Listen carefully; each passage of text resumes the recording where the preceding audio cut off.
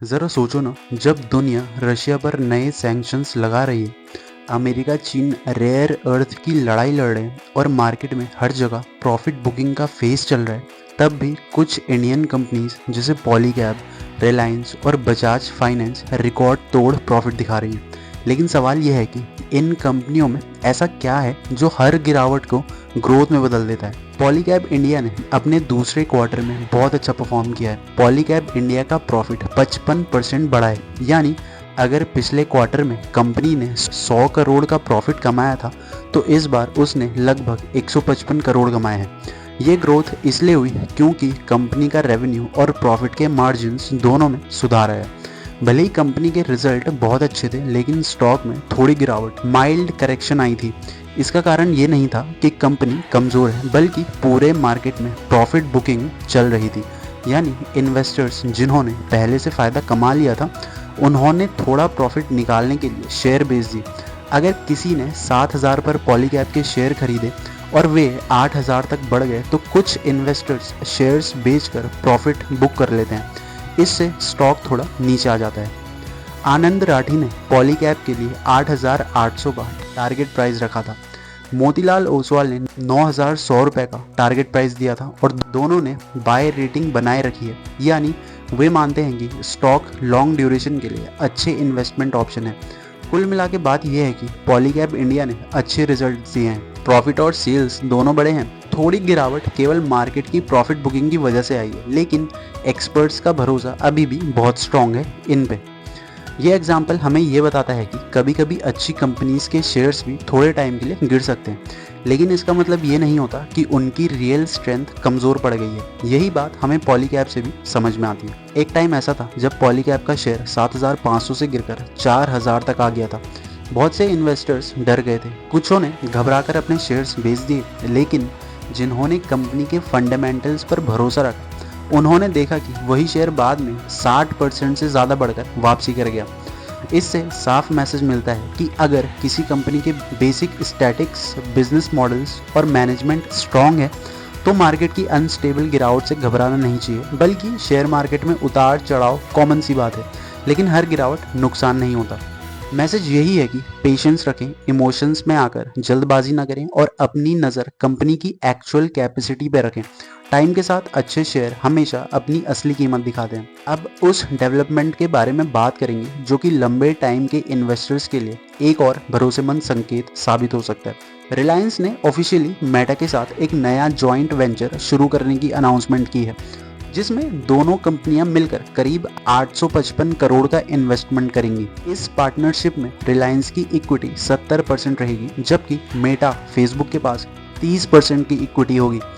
यह agreement India के digital ecosystem को और स्ट्रॉन्ग बनाने के लिए किया जा रहा है। माना जा रहा है कि इस पार्टनरशिप से लॉन्ग ड्यूरेशन में रिलायंस को ज़्यादा प्रॉफिट होगा, क्योंकि कंपनी पहले से ही कंट्री के डिजिटल, रिटेल और टेलीकॉम सेक्टर में स्ट्रॉन्ग प्रेजेंस रखती है।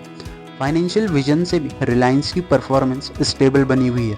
एक्सपर्ट्स के अकॉर्डिंग कंपनी के शेयर्स के लिए 1,01,450 से 1,500 का दायरा फिलहाल एक इम्पॉर्टेंट सपोर्ट और रेजिस्टेंस जोन में बना हुआ है। यानी अगर शेयर 1,450 के नीचे नहीं गिरता और 1,500 से ऊपर निकलता है, तो इनमें तेजी देखने को मिल सकती है। कुल मिलाकर ये पार्टनरशिप न सिर्फ टेक्निकल कॉपरेशन को बढ़ाएगी, बल्कि आने वाले टाइम में इंडिया के डिजिटल बिजनेस में नई अपॉर्चुनिटीज़ भी पैदा करेगी।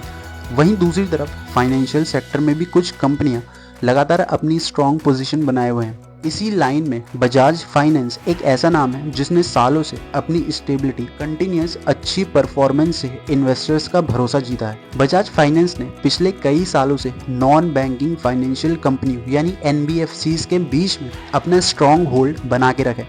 जहां बाकी के NBFCs को चैलेंजेस का सामना करना पड़ रहा है, वहीं बजाज फाइनेंस ने लगातार स्टेबल और अच्छी परफॉर्मेंस दिखाई है। फॉरेन इन्वेस्टर्स और डोमेस्टिक इन्वेस्टर्स दोनों ने कंपनी में अपनी हिस्सेदारी बढ़ाई है, जो ये शो करता है कि इंस्टीट्यूशनल लेवल पर भी इस कंपनी पे भरोसा किया जा रहा है। यही इन्वेस्टर्स का विश्वास बताता है कि मार्केट को कंपनी के फ्यूचर की पॉसिबिलिटीज़ और उसके मैनेजमेंट पर पूरा भरोसा है। सबसे खास बात यह है कि कंपनी में लगातार ग्रोथ होने के बाद भी बजाज फाइनेंस अभी भी डबल डिजिट प्रॉफिट ग्रोथ बनाए रखने में कैपेबल है। यानी कंपनी जितनी बड़ी होती जा रही है उतनी ही मजबूती से उसका प्रॉफिट भी बढ़ रहा है। ये उसकी कंसिस्टेंसी और इफ़िशिएंट मैनेजमेंट का प्रमाण है। बजाज फाइनेंस की तरह ही कुछ दूसरी कंपनियां भी अपने स्ट्रॉन्ग फाउंडेशन और लगातार अच्छी परफॉर्मेंस से इन्वेस्टर्स का भरोसा जीते हुए है, और वो कंपनी है डिक्सन टेक्नोलॉजीज। डिक्सन टेक्नोलॉजीज ने इस बार बहुत ही अच्छे रिजल्ट्स दिए हैं। क्वार्टरली कंपनी के रेवेन्यू में 33% की ग्रोथ और प्रॉफिट में 71% की ग्रोथ हुई है, जो इसकी बिजनेस ग्रोथ को दिखाता है। लेकिन फिर भी शेयर मार्केट में डिक्सन के स्टॉक्स में लगभग 14 से 15% की गिरावट देखने को मिली है। इसका मेन कारण कंपनी की वीक परफॉर्मेंस नहीं है, ग्लोबल लेवल पर चीन की रेयर अर्थ मटेरियल्स की सप्लाई कम करना है। अब सवाल आता है कि रेयर अर्थ है क्या? Rare earth metals electronic products में यूज होते हैं। उनकी कमी का असर दुनिया भर की इलेक्ट्रॉनिक मैन्युफैक्चरर्स पर पड़ता है। इसी कारण डिक्सन जैसी कंपनियों पर भी अनस्टेबल प्रेशर बना हुआ है। फिर भी कंपनी के फंडामेंटल्स स्ट्रॉन्ग बने हुए हैं, जैसे कि इसकी प्रोडक्शन कैपेसिटी, ऑर्डर बुक बढ़ना और इलेक्ट्रॉनिक मैन्युफैक्चरिंग में बढ़ता इसका रोल। इसीलिए इन्वेस्टर्स के लिए यह घबराने की सिचुएशन नहीं है, बल्कि पेशेंस रखने की है। लॉन्ग ड्यूरेशन में डिक्सन टेक्नोलॉजीज अभी भी पॉसिबिलिटी से भरी हुई कंपनी है।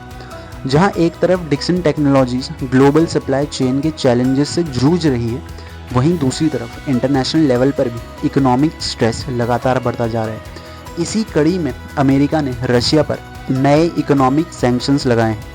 अमेरिका ने रशिया की कुछ तेल कंपनियों पर नए सैंक्शंस लगाए हैं ताकि रशिया की इकोनॉमी पर दबाव बढ़ाया जा सके। मान लो रशिया तेल बेचकर बहुत पैसा कमाता है और उसी पैसे से वो यूक्रेन के खिलाफ वॉर चला रहा है। अब अमेरिका कहता है अगर हम रशिया की तेल कंपनियों पर रोक लगा देंगे तो उनकी कमाई कम हो जाएगी। इसीलिए अमेरिका और उसके साथी देश रशिया की तेल कंपनियों से लेन देन करने, उनके जहाज़ों को इंश्योरेंस देने या डॉलर में पेमेंट करने पर रोक लगाते हैं। लेकिन रशिया लूप होल्स यानी कानूनी तरीके से बच निकलने के रास्ते ढूंढ लेता है। जैसे वो अपने तेल को किसी और देश के नाम से या दूसरे देश के जहाज़ों के जरिए बेच देता है। इससे सैंक्शंस का असर कम हो जाता है। अगर यूक्रेन वॉर चलता रहा तो अमेरिका और रशिया पे और भी ज़्यादा सैंक्शंस लगा सकता है, जैसे रशिया के बैंकों या टेक्निकल कंपनियों पर। कुल मिला के अमेरिका हर बार नए तरीके से रशिया पर इकोनॉमिक प्रेशर डाल रहा है, लेकिन रशिया अब भी उन सैंक्शन से निकलने के लिए रास्ते ढूंढ लेता है। इसीलिए उसकी इकोनॉमी पर ज़्यादा प्रेशर नहीं पड़ता। रशिया पर बढ़ते अमेरिका के सैंक्शंस के बीच अब ध्यान अमेरिका और चाइना के बीच की इकोनॉमिक कॉन्फ्लिक्ट पर भी जा रहा है। जहां एक तरफ अमेरिका रशिया की इकोनॉमी पर दबाव बना रहा है, वहीं दूसरी तरफ उसे चाइना के साथ ट्रेड टेंशन का भी सामना करना पड़ रहा है। अमेरिका और चाइना के बीच रिसेंटली एक मीटिंग हुई जिसने दोनों देशों के बीच एक पॉजिटिव माहौल बनाए रखा। ये मीटिंग एक बड़े शिखर सम्मेलन से पहले हुई है, इसीलिए इस मीटिंग की इम्पोर्टेंस और भी बढ़ गई है। इस मीटिंग का मेन गोल चीन के द्वारा रेयर अर्थ के एक्सपोर्ट में की गई कटौती है। Rare earth minerals mobile phone, electric गाड़ियाँ, कंप्यूटर चिप्स और अदर हाईटेक डिवाइसेस के प्रोडक्शन में यूज़ होते हैं। दुनिया की ज़्यादातर सप्लाई चीन के पास से आती है, इसीलिए अगर चीन इनका एक्सपोर्ट घटाता है तो इससे अमेरिका की टेक्निकल इंडस्ट्री पे बड़ा असर पड़ सकता है। अब सारी चीज़ें 30 अक्टूबर को हुई मीटिंग के रिजल्ट पे डिपेंड करती हैं, जो राष्ट्रपति जो बाइडेन राष्ट्रपति शी जिनपिंग के बीच में हुई। इस मीटिंग का रिजल्ट ही डिसाइड कर सकता है कि आने वाले टाइम में ग्लोबल सप्लाई चेन किस डायरेक्शन में जाएगी। अगर मीटिंग अच्छी हुई होगी तो इंडस्ट्रियल तनाव कम हो सकता है और दुनिया की टेक इंडस्ट्री को रिलीफ मिलेगा। लेकिन अगर इन दोनों का एग्रीमेंट नहीं होता तो रेयर अर्थ की कमी से ग्लोबल मार्केट में प्रोडक्शन कॉस्ट और प्राइस दोनों बढ़ सकते हैं। इस बीच जब अमेरिका और चाइना के बीच ये इकोनॉमिक टेंशन दुनिया भर की सप्लाई चेन पे असर डाल रही है, इसी टाइम एशिया के स्ट्रेटेजिक फ्रंट पर भी तेज हलचल है। हाल ही में पाकिस्तान के मिलिट्री जर्नल ने इंडिया की चिकन्स नेक नाम की सेंसिटिव बॉर्डर एरिया के पास दौरा किया। ये स्टेप एक सिंबॉलिक शो ऑफ पावर के रूप में देखा जा रहा है, यानी पाकिस्तान ये दिखाना चाहता है कि वो अपनी मिलिट्री प्रेजेंस बनाए हुए है। वहीं दूसरी तरफ अमेरिका की खुफिया एजेंसी CIA के एक फॉर्मर ऑफिसर ने साफ तौर पर कहा है कि अगर इंडिया और पाकिस्तान के बीच लड़ाई होती है तो पाकिस्तान को हार का सामना करना पड़ेगा। ये स्टेटमेंट इंडिया की स्ट्रेटेजिक एज को और स्ट्रॉन्ग करता है। कुल मिलाकर ओवरऑल सेंटिमेंट इंडिया की डिफेंस स्ट्रेंथ और इकोनॉमिक मोमेंटम ग्लोबल टेंशन के बाद भी स्ट्रॉन्ग बनी हुई है। इसीलिए जब दुनिया में माहौल गर्म हो रहा है पाबंदियों, शक्ति प्रदर्शन और नई पार्टनरशिप के साथ, तब इंडिया की कॉरपोरेट परफॉर्मेंस और उसकी मजबूती सबसे अलग नजर आती है। चाहे रिलायंस नई पार्टनरशिप बढ़ा रहा हो या पॉलीकैब लगातार अच्छे रिटर्न दे रहा हो, लॉन्ग ड्यूरेशन में कहानी अब भी पॉजिटिव यानी बुलिश फेज में है, बशर्ते हम पेशेंस और लॉन्ग विजन्स के साथ इन्वेस्ट करें। विद दैट सेड दोस्तों, अगर वीडियो पसंद आया हो तो वीडियो को लाइक, शेयर और चैनल को सब्सक्राइब करना ना भूलें। More informative content is on the way. Thanks for watching.